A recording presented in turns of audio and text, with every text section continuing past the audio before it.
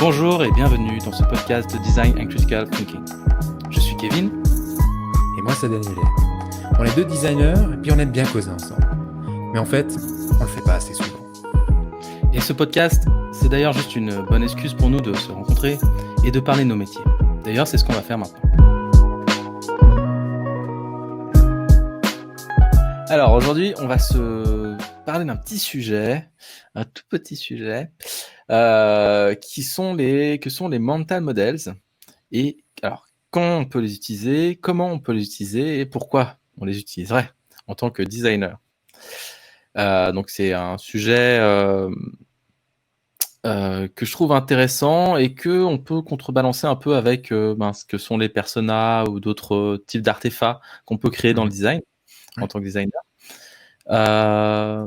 Déjà, je sais pas ce que tu pourrais, toi, si tu pourrais nous lancer un peu le sujet de ce que tu sais, ce que tu penses qu'on peut faire avec les mental models. Oui. Alors, comme toujours, je suis définitivement pas un expert, mais ça c'est notre petit moment qu'on fait toujours au début. Je suis pas un expert, mais je vous parle juste de ma compréhension. Et puis l'idée de cette conversation, c'est d'aller un petit peu plus loin de cette compréhension. Mais du coup, c'est quoi un modèle mental? Pour moi, il y a un peu deux définitions différentes. Il y a la méthode Mental Models telle qu'elle est enseignée par Indy Young.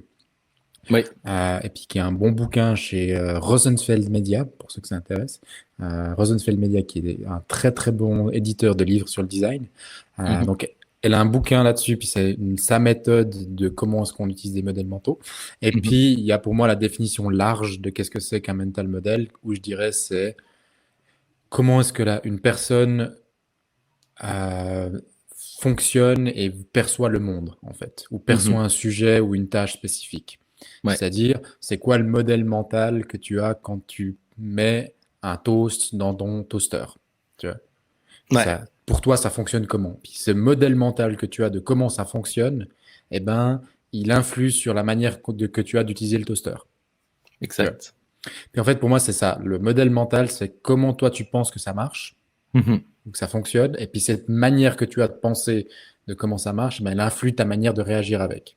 C'est-à-dire que si je pense que ma femme fonctionne avec des petites boîtes, comme je le fais moi, c'est-à-dire elle prend un sujet, elle rentre dans le sujet, elle explore ce sujet, elle ferme le sujet, elle passe au suivant, eh ben, je vais me prendre beaucoup de complications parce que j'ai pas compris que le modèle mental de la conversation avec ma femme, c'est plutôt une boule de nœuds où si je touche un sujet, en fait, ça on va en toucher un autre, et ça en touche un autre, et ça en touche un autre, et ça en touche un autre.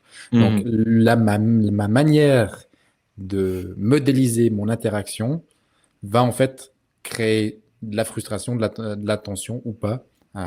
Et c'est pourquoi les modèles mentaux sont, d'après moi, autant intéressants, parce que ça montre comment les gens réfléchissent, et ta manière de réfléchir influence ta manière d'agir. Donc ça, c'est un peu ma manière de le voir, mais je sais pas toi comment tu vois ça. Alors moi alors déjà je suis assez d'accord avec ce que tu viens de dire. En passant, le modèle d'Indy Young c'est un truc de malade.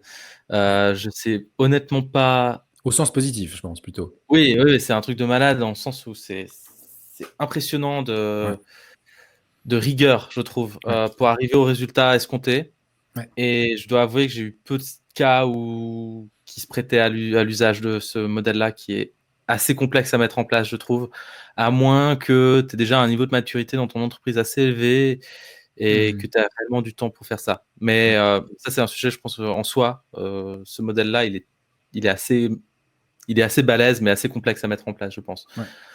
Et puis, j'ai la définition assez académique, assez en psychologie, ce qu'on peut définir comme étant un modèle mental. Je pense que le truc le plus simple qu'on puisse dire dessus, c'est un peu non ce que tu viens de dire, c'est que c'est vraiment c'est quelque chose d'évolutif déjà. Donc un modèle mental n'est pas quelque chose de figé.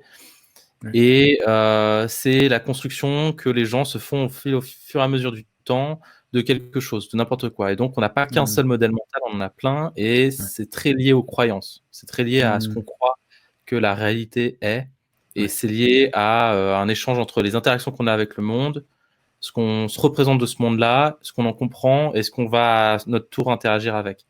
Et c'est un peu un feedback loop comme ça. Ouais.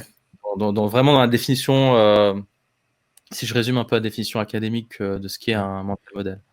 J'aime bien le côté représentation du monde, pour utiliser un autre terme. Tu vois. C'est ça, exactement. Ouais.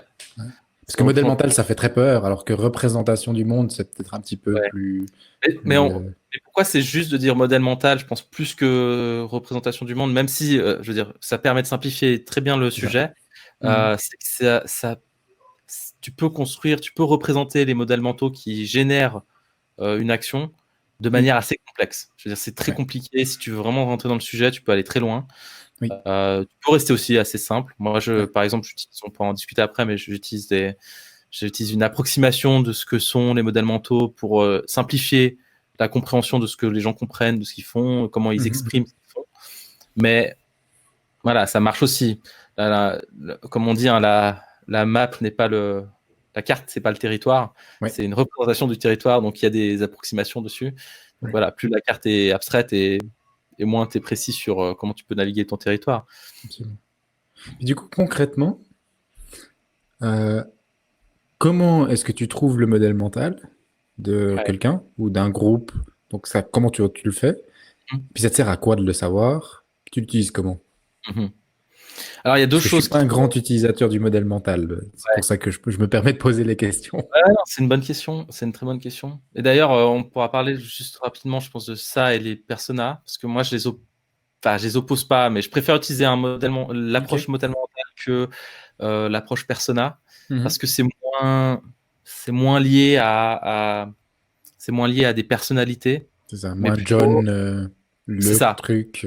Et on va pas créer un personnage autour de ce que les gens comprennent, mais on va plutôt prendre ce que les gens comprennent et puis l'utiliser comme un moyen de comprendre une situation donnée. Et du coup, c'est vachement plus facilement généralisable parce que, à la différence d'un persona, les modèles mentaux sont très dépendants du contexte. Et donc, si tu travailles dans un contexte donné, tu peux plus facilement avoir une compréhension de ce que les gens vivent et ressentent via le modèle mental, parce qu'il y a de fortes chances qu'à cause du contexte, il soit plus ou moins partagé à certains degrés. Et c'est là où tu as besoin de deux choses pour comprendre ça. Tu as besoin de données observationnelles, donc vraiment de voir les gens sur le terrain, comment ils réagissent, et d'interviews avec ces gens-là pour comprendre ce qu'ils mettent comme mots et comme explication sur la raison pour laquelle ils font ce qu'ils font. Tu as besoin des deux. Et du coup, ce qui est intéressant dans ce cas-là, c'est que tu peux aller chercher, amener les gens à utiliser volontairement. Alors moi, c'est l'approche que j'ai pour ça, justement, c'est utiliser des analogies, leur demander d'utiliser des analogies. Donc, souvent, la question que je leur pose, vu que je travaille vachement sur des outils internes à des entreprises, c'est si vous deviez décrire ce que vous faites à un autre métier, si vous devez décrire me dire un autre métier qui représente un peu ce que vous faites, ce serait quoi et pour quelle raison vous diriez que ce métier est représentatif de ce que vous faites? Genre, est-ce que vous êtes le prof? Est-ce que vous êtes le pompier? Est-ce que vous êtes le médecin? Est-ce que vous êtes le pharmacien? Et en fait, ça permet de se faire une idée de type de raisonnement qui sont liés à ces explications. Typiquement, quand tu as un type qui te dit pour moi, ce que je fais, c'est comme les pompiers, j'éteins des incendies. Pourquoi vous pensez éteindre des incendies? Et puis ça te permet d'expliquer le raisonnement qui amène à cette conclusion et donc qui amène aussi au comportement donné que tu as observé. Et ça te permet d'expliquer très bien, en fait, après, ça te permet d'avoir un langage assez simple pour expliquer quelque chose d'assez complexe, en fait. Typiquement, un type qui est dans un incendie, il n'a pas le temps de lire 10 000 rapports, 10 000 données. Il veut juste le truc le plus pertinent pour résoudre le problème. S'il faut 3 jours pour comprendre comment le feu il se développe et dans quel sens il va bouger, pour lui, ça ne l'intéresse pas. Même si c'était pertinent, ça ne l'intéresserait pas. Ce qu'il faut, c'est quelque chose de straight to the point. Et ça te permet de, tu vois, cette explication que je te donnais là, elle est possible. Riche, elle est possible via ça, et c'est un modèle mental. Et la même personne qui a ce même modèle à ce moment-là, on aura un autre à un autre moment donné, parce que c'est contextuel et c'est pas lié à la personne. Et je trouve que ça, c'est plus intéressant que les personas, par exemple. Puis il y a un truc que je trouve très fort, c'est le fait de pouvoir ensuite dire à la personne, vous êtes pompier. Donc, vous voyez comme pompier, mais est-ce que vous voyez plus comme pompier ou plus comme urgentiste ou plus comme policier? Tu vois. Puis là, tu affines, tu vois, parce que du coup, tu prends des domaines qui sont un peu similaires, puis la personne va te dire non, je suis pas pompier parce que c'est pas moi qui vais dire aux gens s'ils ont merdé, c'est pas moi qui va leur donner l'amende. Ils font Ouais, ah, pas ok, donc politique. Ouais, tu fais ouais, ok, donc je comprends. Donc vous réagissez, mais vous pouvez pas diriger. Ouais, non, je peux pas diriger. Puis du coup, tu comprends, ok, modèle mental, je ne sais pas moi qui dirige. Tu vois. Mhm. Ah, ok, ok. C'est cool, j'aime bien ça. Ouais, Puis du coup, ça permet de bien briefer aussi tout le reste de l'équipe en disant, hey, on est en train de travailler avec des gens qui se perçoivent à ce moment-là de l'interaction, en tout cas, ouais. dans C'est ce important. contexte donné. Hein, C'est très important. on, on généralise pas complètement, on dit, voilà, à ce moment-là de l'expérience client ou de l'expérience employé, Mhm. la personne réagit de cette manière-là parce qu'elle a le modèle mental qu'à ce moment-là, elle se perçoit comme pompier et Mhm. non pas comme urgentiste. Mhm. Donc, maintenant, quand on design quelque chose, est-ce que ça aide le pompier Ouais, dans sa manière de faire ou est-ce qu'on est en train de faire les choses pour le prof? exactement. Ou Tu vois. même voir le point de bascule, ce qui te permet de dire, parce que ça, c'est le plus compliqué à comprendre quand c'est contextuel comme ça, c'est qu'il y a un moment donné, tu vas switcher sur un mode de pensée, Ouais. et donc tu vas voir, comme on disait, le monde d'une certaine manière. Et typiquement, bah, quand Mm. tu es pompier, tu vas chercher l'information pertinente. Et Oui, donc, plus on t'aide dans cette tâche-là, et plus tu vas trouver l'expérience facile, en fait. c'est ça. Et il y a un moment donné, tu vas switcher. Tu vas plus être dans ce mode-là parce que tu as accompli la tâche qui était, enfin, entre guillemets, je simplifie énormément, mais c'est pas une tâche, Oui. mais l'activité qui t'amenait à penser comme ça, elle est terminée, entre guillemets, et tu Mhm. passes sur un autre mode de pensée. Et là, tu auras probablement besoin que l'interface, elle soit, ou le service soit différent, te C'est ça. propose d'autres formes d'informations et que tu puisses la digérer autrement. Et comprendre justement le juste milieu, le moment où tu transitionnes entre les deux, Ouais. c'est presque ça le plus compliqué avec les mental models. Mm. Ça explique pas tout, hein. Ouais, Encore une ouais, fois, c'est une représentation de comment les gens fonctionnent. c'est ça. Ça peut être très trop simpliste des fois Ouais. de résumer ça, mais ça te permet d'avoir juste d'être dans cette approche-là et de pouvoir t'y mettre aussi. C'est-à-dire que quand tu as vu les gens comment ils se comportent et quand tu Oui. sais comment ils en parlent et comment ils peuvent utiliser d'autres termes pour le définir et donc justement créer de la connaissance partagée avec d'autres Ouais. personnes qui savent pas ce que ça veut dire. Par exemple, moi je travaille avec des compliance officers. Ouais. Purée, va savoir ce que c'est qu'un compliance officer quand tu n'es pas dans le domaine bancaire C'est ou ça. quand tu as des gens qui font de l'IT qui ne Ouais. comprennent pas le business. Bah voilà, d'utiliser le terme pompier ou je sais C'est pas, ça. journaliste d'investigation, c'est vachement plus Mm. simple parce que tout le monde a une idée à peu près de à quoi Mm. ça représente en termes d'efforts, en termes de pratique, ce genre de choses. Ouais. On Donc s'est promis ouais. aujourd'hui qu'on essayait de réduire, parce qu'on teste Oui, un peu un des nouveaux formats. Donc, je te préviens, il nous reste 6 minutes. Mais ok. avant ça, ce que je trouve très intéressant, puis pour revenir un peu à ce que tu disais au début, puis lié à ce qu'on a découvert un peu maintenant, c'est, tu disais au début, j'utilise de l'observation et de l'interview. Dans Mhm. l'interview, tu vas demander si vous étiez un autre métier, vous seriez quoi? Mhm. Ok. Mais en même temps, ce qui va être très très riche, c'est de pouvoir voir dans l'observation des choses, puis de pouvoir dire, oh ok, donc toi tu te vois comme pompier. Jusque-là, dans ces 3 tâches, oui, c'est vrai que ça donnait un peu cette impression de pompier. On sentait que c'était stress, réagir très vite. Je t'ai vu faire, c'était hallucinant, vraiment, vraiment chapeau. Par contre, comment ça se fait que là, tu avais l'air plus relax et puis pour moi, tu étais moins pompier? Mhm. Tu vois. Puis du coup, ça peut aussi être intéressant d'utiliser l'observation pour parler de ces modèles mentaux ou de ces rôles Ouais. que les gens jouent, puis dire, ah, mais tiens, là, tout d'un coup, il y a un point de bascule. Là, il me semble que tu es plus pompier. Est-ce que c'est Mhm. vrai? Ou est-ce que c'est juste moi qui le vois comme ça? Toi, tu le vois comment? Puis là, de pouvoir voir, ah, bah tiens, on pourrait mapper en fait les différents modèles mentaux, tu vois, puis Ouais. dire, ah, bah tiens, pour ces 3 tâches, on est plutôt en mode pompier. Pour ces 4 tâches, on est plutôt en mode prof, parce qu'on a le temps, on enseigne aux autres ces compliance, ces choses, ces règles qu'il faut suivre. Et puis, il y a un moment où on est plutôt flic. Puis c'est Mhm. fin de l'année où on doit faire les rapports et puis dire qui a fait bien, qui a fait moins bien. Euh, Puis du coup, comme ça, je pense, ça peut être aussi intéressant de réagir en disant, dans l'observation, j'ai vu ça. Est-ce que tu réagis comme ça? Ouais. Ouais, t'as raison. De compléter, de compléter.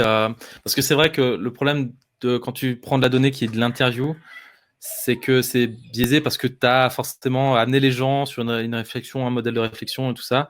Donc c'est pas toujours super fiable. Là, en l'occurrence, ce que tu fais, c'est que tu veux justement mélanger les deux données et tu veux combler des choses avec l'une des deux parties.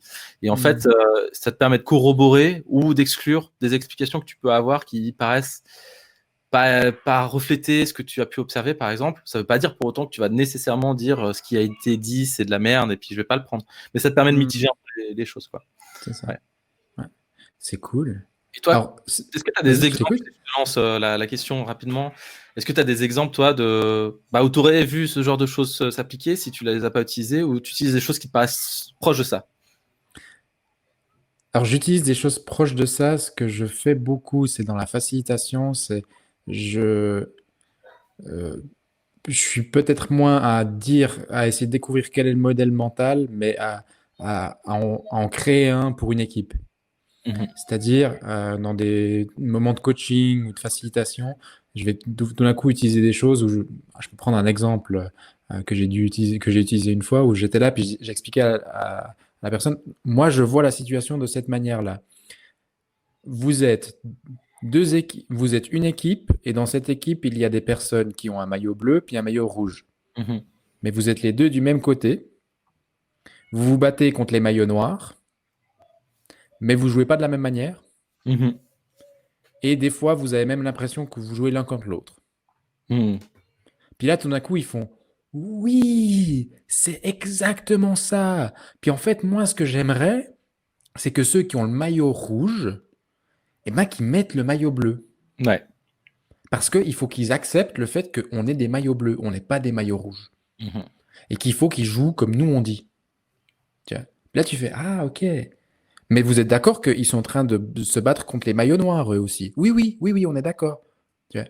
Puis en fait, ça te permet cette espèce de modèle mental que tu vas créer ensemble, de parler du problème sans toute la complexité de l'aspect émotionnel. Tu vois, tu as un espèce de proxy au milieu qui te permet de parler de trucs très compliqués, mais avec des images bêtes, tu vois, de dire, mais là, moi, j'ai l'impression que, si je me permets, il nous manque un arbitre. Tu vois. Ouais. Puis là, tu fais, ah bah ouais, ça serait qui l'arbitre du coup, tu vois. Puis ça, je trouve c'est moins découvrir leur modèle mental, tu vois, parce que eux l'avaient pas forcément vu comme ça, mais d'en créer un nouveau qui permet de tout d'un coup faire ressortir des nouvelles informations. Ouais, c'est intéressant. Ouais. Un mix des deux pourrait être intéressant aussi. De les amener à expliquer avec d'autres mots ce qu'ils font, et puis d'utiliser ces explications-là pour leur faire réfléchir sur leurs problématiques. Ça pourrait être un exercice assez intéressant. C'est ça. Imagine, tu dis à un compliance officer, et si vous étiez un groupe de scouts? Ouais. Ça serait comment? Alors, du coup, faut faire gaffe avec ce genre de truc, parce qu'après, tout d'un coup, ça fait un peu agence marketing qui te demande est-ce que vous êtes un lion ou un cheval? Ou ça fait très chakra, tu vois, genre, tu es cancer ou boyau? Mais après, c'est vrai que ce genre de choses peut tout d'un coup relever des choses assez intéressantes. C'est cool. Qu'est-ce qu'on a appris? Parce qu'il nous reste un petit peu de temps juste pour la conclusion. C'est quoi pour toi où tu ressors de ça en te disant ah là, on a dans cette conversation, même si elle est un petit peu intense et rapide, qu'est-ce que c'est où tu dis ah bah tiens, ça c'est quelque chose de nouveau qu'on a rajouté grâce à cette conversation? Alors, ton dernier point sur le fait d'utiliser ces modèles mentaux pour amener les gens à réfléchir, c'est vrai que moi, personnellement, c'est pas quelque chose que j'ai utilisé nécessairement comme ça. Mais je vois beaucoup d'intérêt de mélanger ce que j'ai déjà expérimenté, c'est-à-dire d'amener les gens à expliquer avec des analogies ce qu'ils font, et utiliser cette analogie-là pour... Alors, c'est pas complètement vrai, on a déjà utilisé des modèles comme ça, mais pas du tout dans cet objectif-là, c'est-à-dire de discuter du problème, mais plutôt de générer des idées, ce qui n'était pas exactement pareil. Mais là, par exemple, ce que tu dis là, c'est super intéressant de les amener à réfléchir à une problématique en utilisant une analogie, de discuter de ça au travers cette analogie-là pour trouver des solutions qui fonctionnent dans cette analogie-là et transposer ça dans leur réalité à eux, comment ça pourrait se matérialiser. C'est vrai que ça, c'est un exercice intéressant. Et puis, cool. Voilà, le modèle de... J'ai oublié son nom entre-temps. Andy Young. Andy Young. Si vous avez l'occasion de vous y plonger dedans, franchement, faites-le parce que c'est juste incroyable. Mais c'est ça, mais en puissance 10 000, quoi. Ouais, c'est ça en puissance 10 000, clairement. Ouais. C'est cool. Ouais, et puis je crois que c'est vraiment ça. En tout cas, moi, c'est vraiment ça aussi que j'en retire. C'est cette clarté qu'en fait, ben voilà, modèle mental, c'est quelque chose d'extrêmement large. Tu peux le faire de manière complexe à la Indie Young, mais c'est ça que j'aime beaucoup dans ton approche, le fait de dire il y a des phrases simples qu'on peut utiliser pour avoir des approximations de modèles mentaux, le rôle ou le boulot. Ça serait quoi, quel autre boulot? Puis un truc qui, moi, me touche beaucoup dans ce que tu dis, c'est le fait de dire c'est dans un contexte donné, à un moment donné. Ouais. Puis qu'en fait, il n'y a pas un modèle mental qui explique le tout, mais qu'à un moment donné, la personne, elle est en mode pompier, à un moment donné, elle est en mode médecin, et puis c'est ces transitions qui sont aussi très intéressantes à découvrir. Et puis, le dernier truc qui, moi, me touche beaucoup, c'est le fait de pouvoir utiliser l'observation pour questionner le modèle mental de la personne, puis dire, d'aller creuser plus loin avec ça aussi. Ouais, c'est cool. Merci, monsieur. Merci à toi.